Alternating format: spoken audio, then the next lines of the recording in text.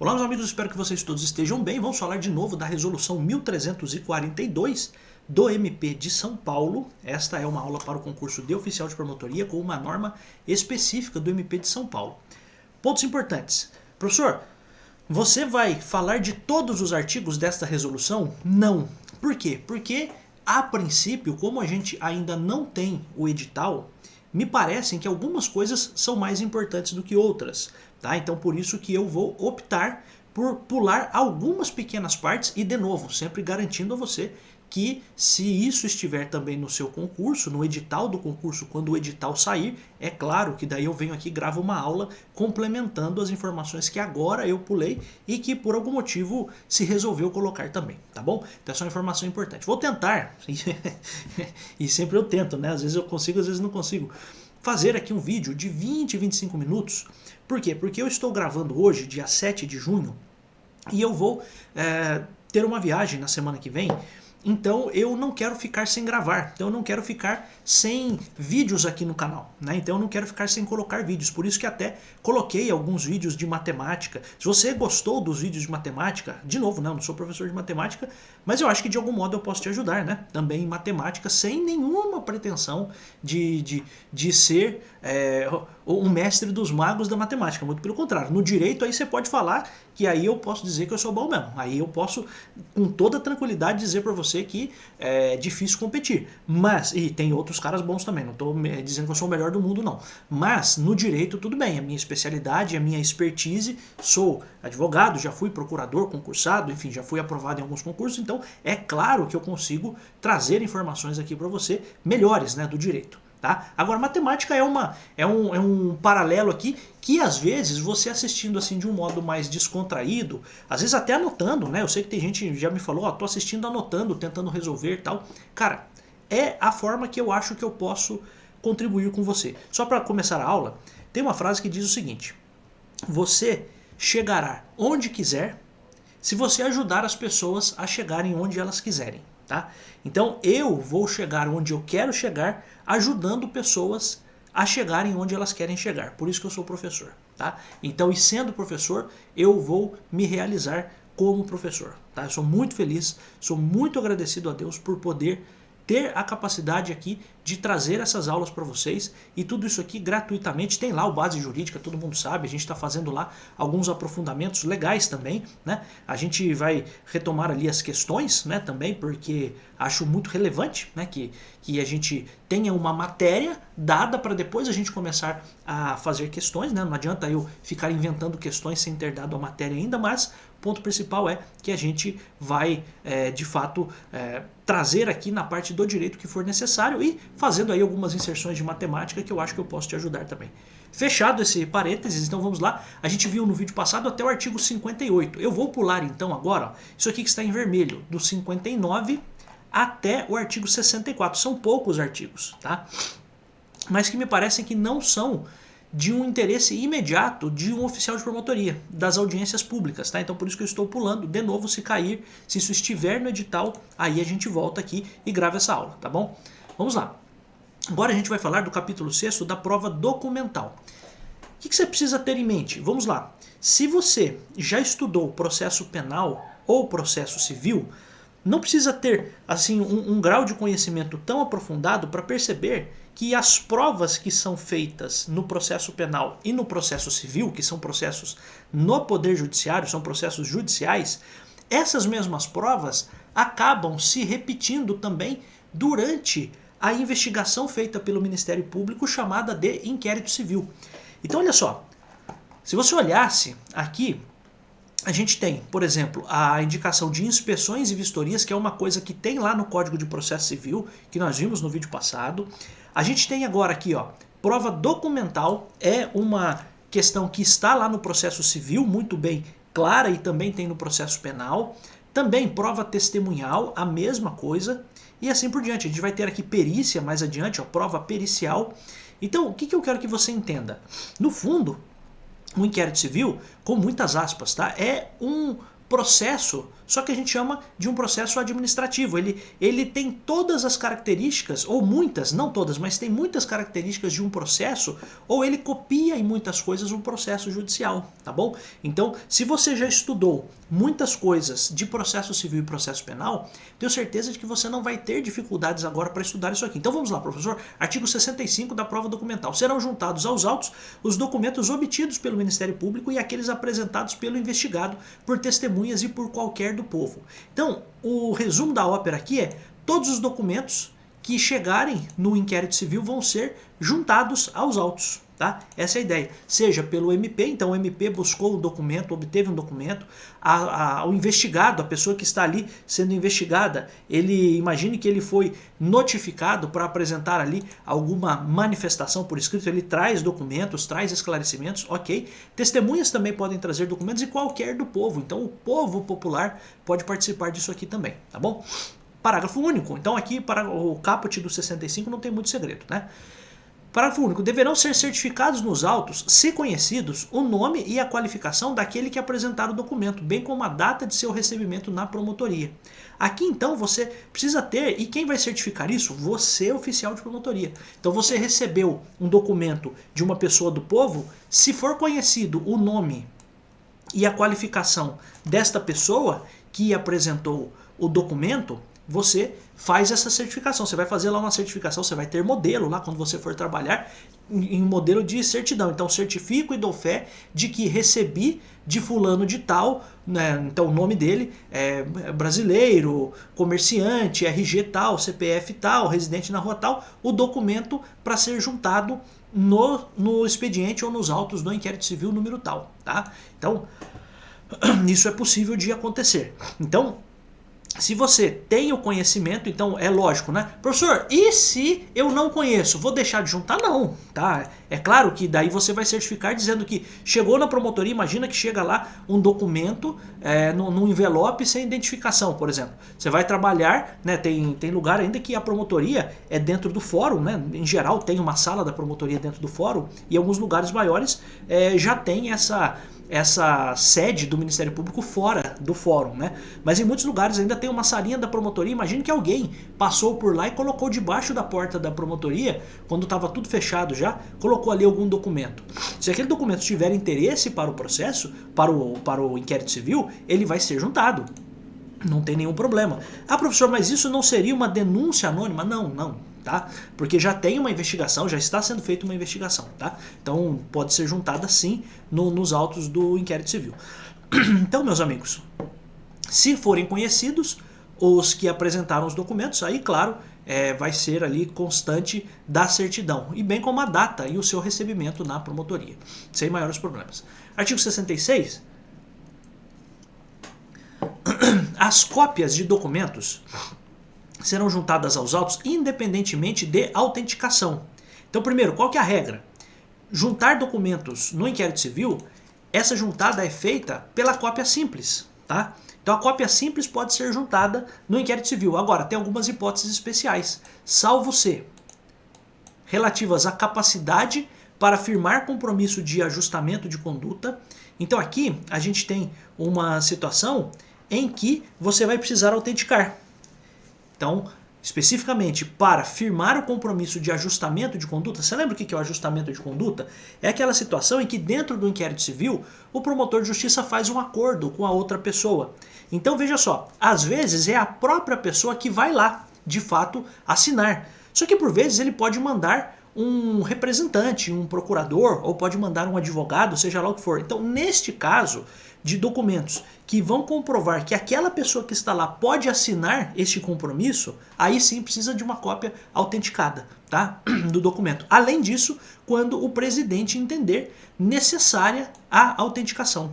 Então, você poderia ter, e claro, né, sempre lembrando que o promotor de justiça ele é o presidente do inquérito civil, mas com uma informação importante, tudo que ele for fazer, por exemplo, decretar sigilo de alguma coisa, determinar alguma diligência, até fazer a prorrogação do inquérito civil, tudo isso precisa ser fundamentado. Tá bom? Então, aqui, qual é a regra? Os documentos são juntados sem precisar ser autenticados. Tá? Então, essa é a primeira coisa. Então, a autenticação é aquilo que você leva lá no cartório de notas para o cara bater o carimbo e dizer que aquela cópia é idêntica, é autêntica à cópia que foi apresentada. Então, é uma reprodução fiel daquilo que foi copiado. Né? Parágrafo único. Quando o documento original ou a cópia já estiver nos autos, eventuais novas cópias serão autuadas no apenso denominado cópias repetidas ou arquivadas em pasta própria, certificando a ocorrência nos autos. Veja, às vezes isso acontece muito com empresas, só para você ter uma noção do que a gente está falando aqui. Por vezes, a empresa, imagine que é uma questão ambiental, então o Ministério Público está investigando lá uma questão ambiental.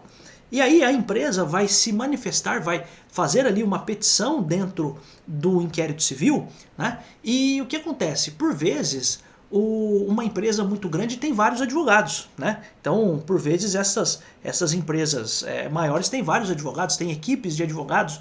E aí o que acontece? Às vezes, a empresa se manifesta por meio de um advogado e nesta manifestação tem lá contrato social, procuração, tem cópias que enfim, são necessárias ali dos atos constitutivos da sociedade, documentos da junta comercial, etc.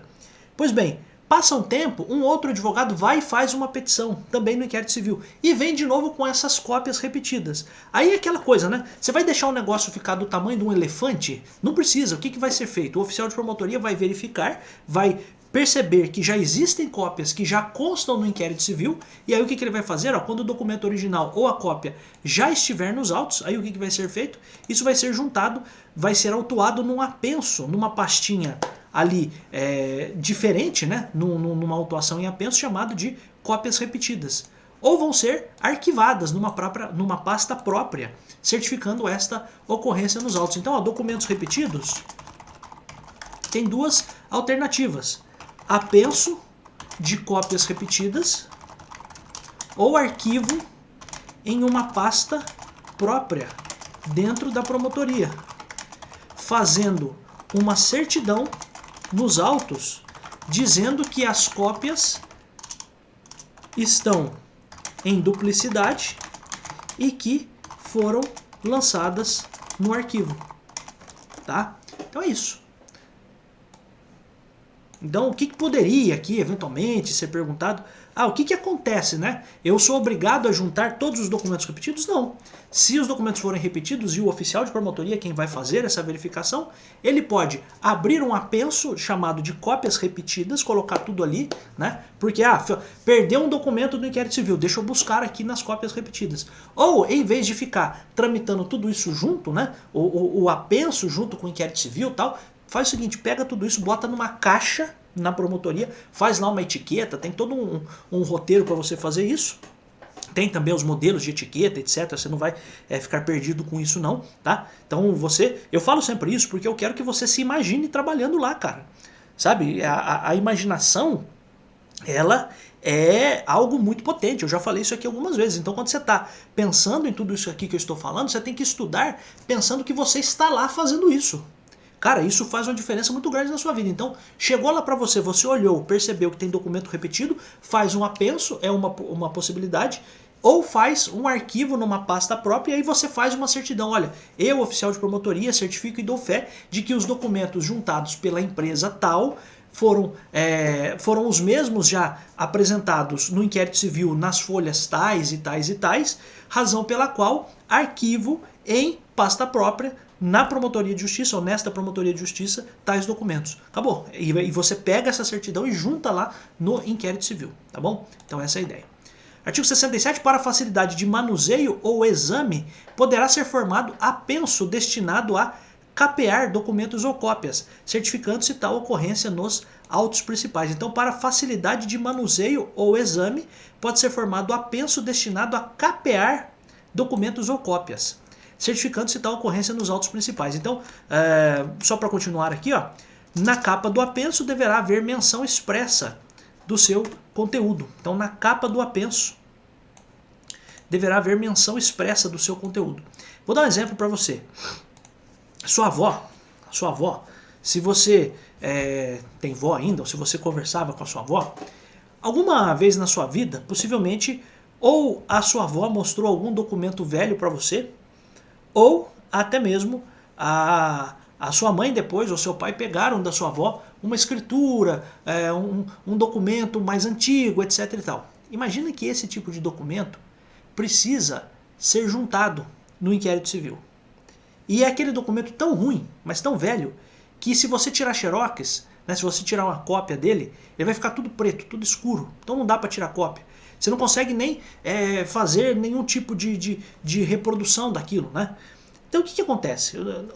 O artigo 67 não é, claro, só para esse documento velho, tá? Mas estou dando a título de exemplo. Para facilitar a visualização do processo, para facilitar, até mesmo, de fato, para até mesmo preservar, né, esses documentos, é possível que isso não fique direto no inquérito civil. Pode ser feito um encapamento disso. Então, isso é o que diz o artigo 67, para facilitar o manuseio ou o exame. Então, para manusear ali o inquérito civil, para chegar nesses documentos, ou até mesmo para fazer o exame mais tranquilo daqueles documentos, pode ser feito um apenso que vai capear documentos ou cópias. Então, é como se eu dissesse o seguinte, olha, nessa pastinha que está aqui junto com o inquérito civil estão todos os documentos. E aí, claro, né, se no primeiro momento aqueles documentos estavam dentro do inquérito civil, aí você, como oficial de promotoria, você já tem que ter aquela cabeça pensando o seguinte, olha, o que estava dentro do inquérito civil e saiu do inquérito civil e foi para o apenso, eu preciso fazer o quê? Eu preciso fazer uma certidão. Olha, certifico, então sempre certificando-se, ó. Certificando-se, fazendo uma certidão, e quem faz a certidão é o oficial de promotoria. Então, saiu um documento. Você poderia ter uma questão assim na prova. O promotor determinou que, para fins de facilitação do manuseio e do exame de documentos, fosse aberto um apenso para capear esses documentos. Capear é como se eu fosse colocar dentro de uma capa, dentro de autos, né? Dentro de uma pastinha, né? Esses documentos.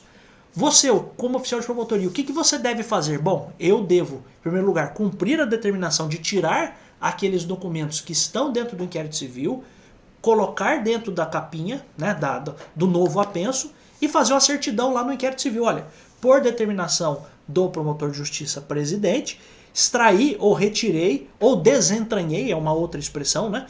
Desentranhei os documentos de folhas tais e tais e tais e tais que foram colocados no apenso, em apenso, tá? Então essa é a ideia. Apenso é isso, é uma pastinha que fica junto com a pasta principal ali do inquérito civil. Hoje os autos são eletrônicos, fica até mais fácil tudo isso, né? Mas é claro que em qualquer lugar que você for, você ainda vai ter processos administrativos, os inquéritos civis ainda no papel, muitos deles, tá? Então é isso, e na capa do apenso vai ter a menção expressa, olha, aqui estão os documentos que se referem à planta de um tal imóvel, se referem à escritura pública de um tal imóvel, se referem à nomeação de todos os cargos comissionados, por exemplo, de uma prefeitura. Imagina que o promotor está investigando isso. Então essa é a ideia. Artigo 68. Os documentos sigilosos serão envelopados, lacrados e rubricados pelo presidente, se possível na presença do interessado ou responsável, com vista à preservação do sigilo. Os documentos resguardados por sigilo legal deverão ser autuados em apenso. Então aqui a gente tem também a questão de documentos que são sigilosos, né? Então olha só, documentos sigilosos serão envelopados, lacrados e rubricados. O que significa isso? Vão ser colocados dentro do envelope, vai ser passada ali uma fita ou vai ser grampeado aquele documento sigiloso e o promotor vai rubricar ali. Ele não vai dar a rúbrica, hein? Rúbrica não é rúbrica, é rubrica. Porque se fosse rúbrica, teria acento, porque rúbrica é proparoxítono. E se todas as proparoxítonas são acentuadas, por que o rúbrica não é acentuado? Porque não é rúbrica, é rubrica. Fecha parênteses, né? Mas olha só, rubrica é uma assinatura, né? Então, esses documentos sigilosos vão ser colocados dentro do envelope, lacrou, promotor rubricou, se possível na presença do interessado ou do responsável, né? Pode ser que o cara não esteja ali presente na hora, mas se for possível que seja feito assim, com vista, com objetivo, aqui com vista é com objetivo de preservar o sigilo.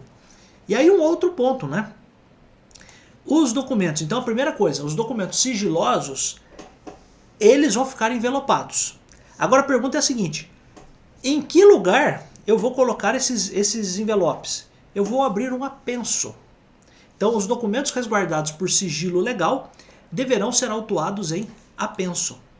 Então sempre pense né, sobre o apenso, que o apenso é como se eu dissesse o seguinte, ó, esse aqui é o inquérito civil principal, né?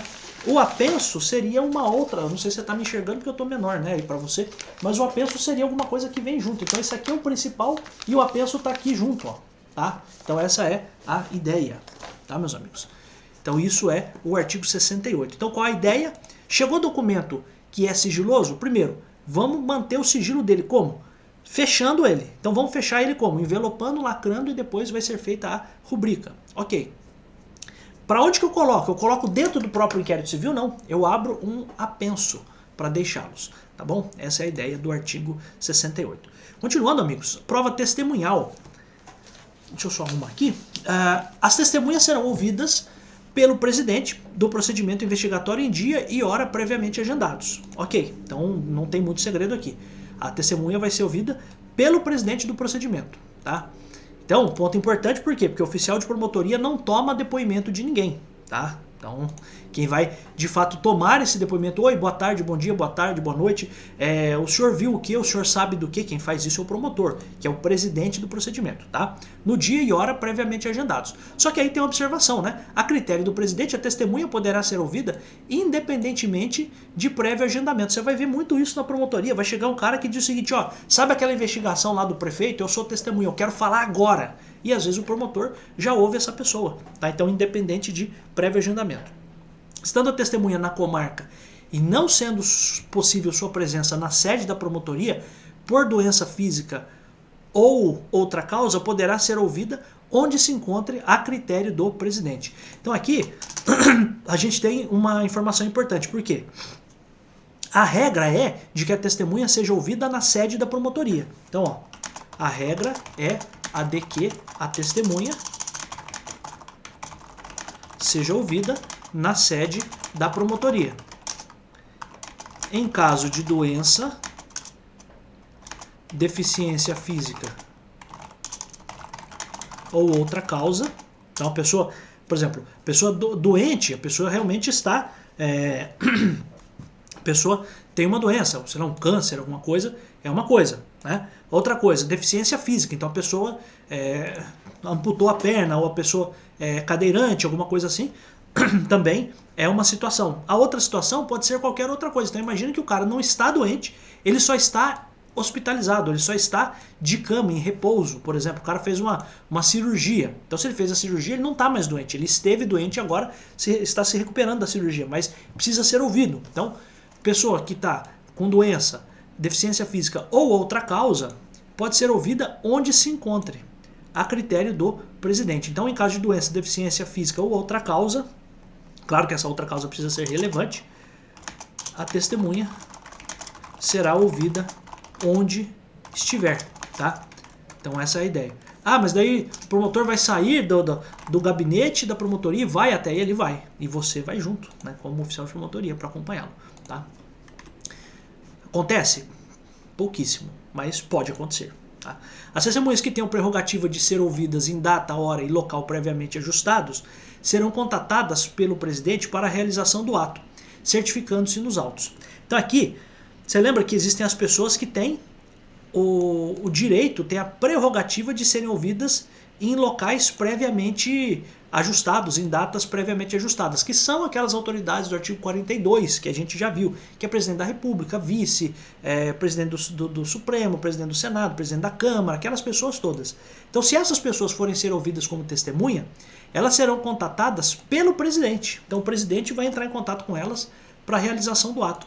E aí, claro, vai ser feita uma certidão nos autos, dizendo o seguinte, olha, certifico e dou fé de que houve o contato por parte do presidente com o presidente do Senado, para que ele preste o seu depoimento no dia tal, por exemplo, tá? Conforme a própria autoridade estipulou, né? Porque ele é que vai estipular, ele que vai dizer a hora que ele tem agenda para ouvir o promotor. Não sendo possível o contato pessoal ou o ajuste, o presidente oficiará a testemunha com sugestão de local, data e hora para a oitiva. Então aqui, o ponto importante é que, neste caso, se não foi possível o contato ou o ajuste, né, essa combinação, por alguma forma, o presidente vai oficiar para essa testemunha com sugestão do dia e da hora. Então aqui, na questão da oitiva das testemunhas, a gente tem uma informação importante. Primeiro, o promotor liga: ô presidente da República, tudo bem? Aqui é o promotor de Bananal. Eu queria saber o dia que eu posso ouvir o senhor, né? Tá ok? Queria saber o dia que eu posso ouvir o senhor, tudo bem? Ah, tudo bem, ó, pode me ouvir no dia tal, etc e tal, beleza. Só que se não foi possível esse contato, o promotor vai mandar um ofício, vai oficiar, né? Vai expedir um ofício. Quem vai digitar esse ofício é você, logicamente.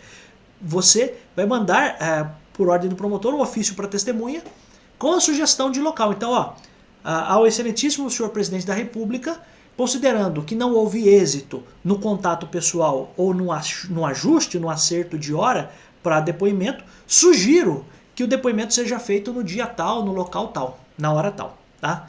Se não houver resposta, então resposta ao ofício, né? Ao ofício de sugestão de horário, dia e local, ou se esta for considerada desarrazoada, ou seja, se a autoridade achar que não é o caso de dar seu testemunho naquelas condições sugeridas, o presidente comunicará o fato ao Procurador-Geral de Justiça para as providências cabíveis. Então, veja que você tem qual é o passo a passo. Ó. Vamos até para o parágrafo 3º, aí a gente faz um passo a passo aqui para a gente finalizar, porque isso aqui tem cara de concurso, hein? Para a gente finalizar esse vídeo. O Procurador-Geral de Justiça comunicará ao presidente a data, hora e local em que o ato deve ser realizado. Se o local ajustado se situar fora do prédio que servir de sede da promotoria, a pedido do presidente poderá ser designado outro membro do Ministério Público para a oitiva. Então, olha só. Se o promotor pediu, né? Primeiro, vamos lá. Se o promotor ele tentou entrar em contato e não conseguiu, ele manda um ofício sugerindo um dia, um local, uma hora para ser feita essa oitiva dessa testemunha, que é essa autoridade especial. Beleza. Pode ser que o cara aceite, a autoridade aceite e já faz o depoimento. Só que é lógico, a gente sempre tem que pensar no pior. Não houve resposta, então mandou o ofício lá e ninguém respondeu. Ou chegou o ofício lá e a autoridade respondeu dizendo o seguinte: olha, não quero, acho que não é nesse dia, acho que não é nessa hora, nem nada disso. Aí o que vai acontecer? O promotor, o presidente, aqui o presidente é o promotor de justiça sempre, né? Por favor, não se esqueça, vai comunicar este fato ao Procurador-Geral de Justiça. O Procurador-Geral de Justiça vai comunicar ao presidente aqui é ao promotor, tá? A data, hora e local em que o ato deva ser realizado. E aí, claro, essa autoridade precisa comparecer, precisa dar o seu depoimento. Se o local ajustado se situar fora do prédio que servir de sede da Promotoria de Justiça, a pedido do presidente, então a pedido, e aqui poderia ser uma questão de prova, porque você poderia ter assim, a pedido do Procurador-Geral de Justiça, não, a pedido do promotor, poderá ser designado outro membro do MP para a sua oitiva, tá? Então tem um monte de coisinha aqui que pode aparecer em concurso. Então olha só, para ouvir testemunhas que têm prerrogativa de marcar dia e hora, e local, que eu estou chamando aqui de autoridades especiais, tá? Qual é o passo a passo? Primeiro,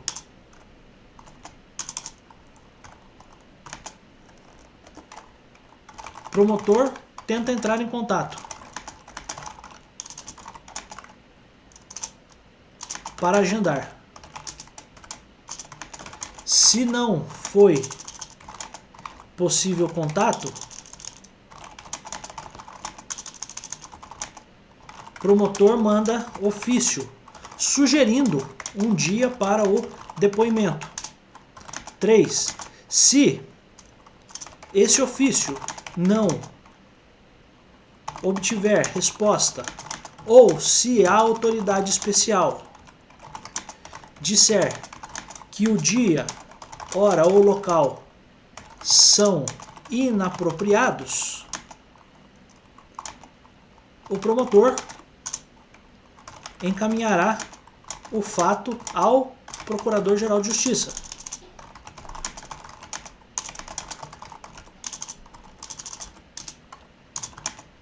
O Procurador-Geral de Justiça, então, o PGJ, então, marcará o dia para o depoimento da testemunha, autoridade da testemunha, que é autoridade especial. Neste caso, se o local em que a autoridade especial tiver que depor se situar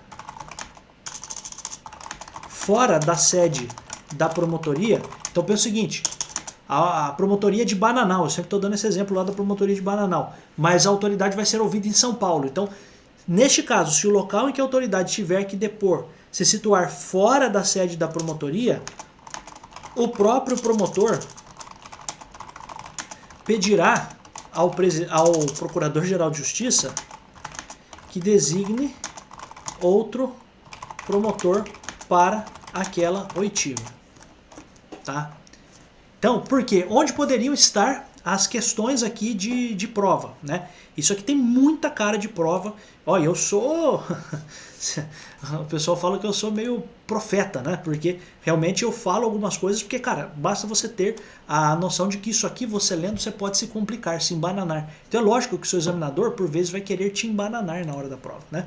Olha só, qual é o passo a passo? Primeiro, o promotor tenta entrar em contato para agendar. Não conseguiu o contato? Ele manda um ofício sugerindo, ó, sugerindo, é uma sugestão. Sugerindo um dia. Ó, tô sugerindo tal dia, beleza? Ah, beleza.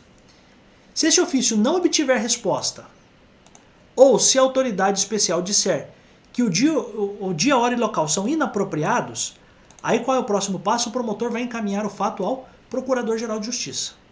Aí o Procurador-Geral vai marcar o dia, local, hora, beleza, para o depoimento.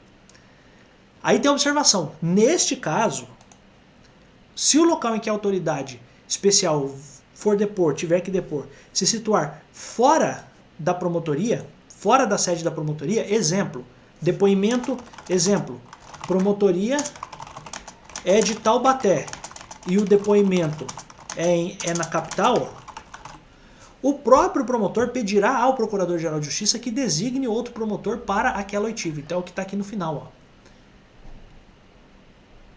Se o local ajustado se situar fora do prédio em que servir de sede da Promotoria de Justiça, a pedido do presidente, poderá ser designado outro membro do MP para a oitiva. Quem vai designar é o Procurador-Geral de Justiça, tá?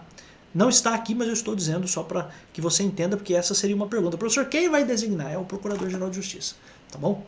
Então, esta é a definição aqui do artigo 70, parágrafo 3º, meus amigos. Eu acho que eu vou parar por aqui nesse vídeo, vou continuar ainda, você vai me ver num outro vídeo com a mesma roupa, então por favor, eu tomo banho também, fiquem tranquilos, mas é porque eu disse para você que eu vou fazer aí uma viagem rápida, mas vou precisar fazer, precisar não, eu quero fazer, né? Vou viajar, mas vou deixar aqui vídeos no canal e por favor continuem por aqui e me desejem sorte sempre, né? Eu fico sempre feliz pelas boas energias, né, que as pessoas mandam aqui pra mim, porque, cara, eu faço isso aqui de todo o meu coração, mesmo, eu gosto muito de fazer o que eu faço aqui, tá bom? Eu volto em tantos outros vídeos, se você quiser as anotações desta aula, o link para você ter esse acesso é o link do Base Jurídica, tá bom? Que é o meu grupo aí de estudos, a minha plataforma, né? O meu site aí com aulas que são exclusivas, com anotações das aulas, etc e tal. Então se você quiser entrar lá,